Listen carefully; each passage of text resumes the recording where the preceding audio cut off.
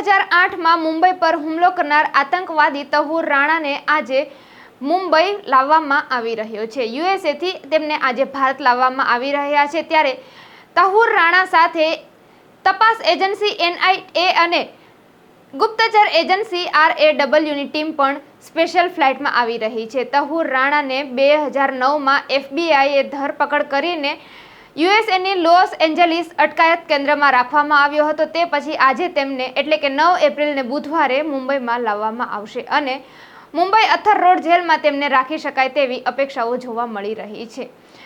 તહુર રાણાએ USA supreme કોર્ટમાં અરજી કરી હતી કે તેમને ભારત મોકલવામાં આવશે તો ભારતમાં તેમના પર ત્રાસ ગુજારવામાં આવશે, પરંતુ યુએસએ સુપ્રીમ કોર્ટે આ અરજીને ફગાવી દીધી હતી અને આજે મોડી રાત્રે ભારત મુંબઈમાં તેમને લાવી શકાય છે। ત્યારે આ અંગે તમારું શું કહેવું છે?